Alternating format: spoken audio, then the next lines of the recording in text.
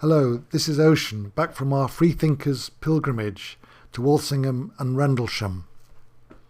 So for this episode, I will not cover the usual items, the big picture and so on, as very little seems to be happening other than the usual to and fro on the political front, and instead give a short update on our pilgrimage. Walsingham is home to the National Shrine to Mother Mary. It has a beautiful energy of calm, stillness and caring. That's perhaps because it's out in a long way away from anywhere, near the King's Lynn and the Wash. But of course, every so often we had helicopters from the nearby RAF base and all sorts of things flying over, including a weird drone. Our first port of call was the Catholic shrine. We spent quite a bit of time in the slipper chapel in the presence of Mother Mary, where I had a sense of her guiding us through these challenging, chaotic times to the promised land, the Ascension.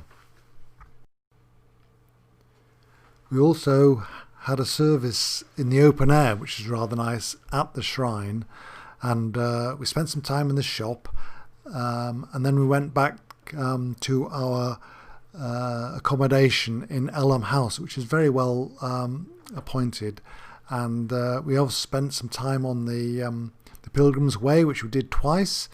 Overall, it was a wonderful first day. We tried to get into the Abbey and the Anglican shrine, but both had closed quite early on in the day.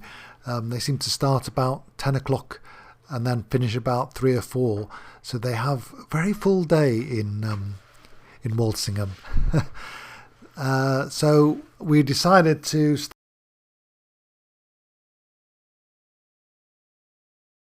stay an extra day so that we could visit these two shrines on the second day. So on the second day, we visited first the Anglican shrine, which is recently restored. It was very well done, with a nice big open area and a nice cafe next door. Well, it was okay. But what really caught me was Walsingham Abbey. This is the ancient abbey, which is now a ruin because, of course, the dissolution of the monasteries by Henry VIII did that. But we were able to go into the main grounds, which is actually quite large, and spend some time in the area which was where the original pilgrims went. This is back in about 1,000 years ago, for many years, when Walsingham became a very key pilgrimage site. It was even called England's Nazareth. The idea being that if you couldn't afford the trip to Nazareth, you could go to Walsingham instead, and it was equivalent in pilgrimage terms. So we spent a lot of time at Walsingham Abbey, and I was able to initiate the blessing of the waters by White Rose Gaia, which is a big project that I have in mind, which I'll explain more about later.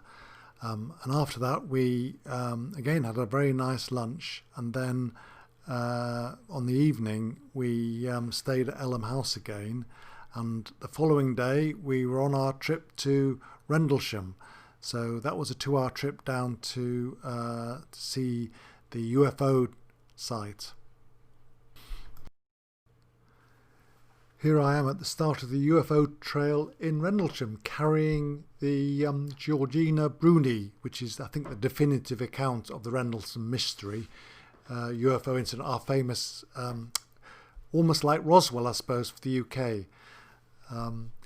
It's very well laid out, actually. They've got a map which shows you where to go to find the walk, and of course the first starting point is the East Gate, which is the next picture you have, and then we walk through the forest. It's about a half-hour walk to where it's more like 20 minutes actually, to the site where they think the UFO object landed, on one of the days. This is the one that Brenda Butler believes is where it was sighted. Of course, there's a lot of different views as to where it was and so on, and it happened over actually 3 days. But this is a model of what the Jim Pinnison and John Burroughs saw, as reported in the famous Colonel Holt's memo. So it was a most interesting time, well worth watching and seeing if you can get a chance to get down to Rendlesham, which is near Woodbridge, RAF Woodbridge and Bentwaters, as everybody who knows anything about UFO will know. So that completed our trip, and then we drove back to York. So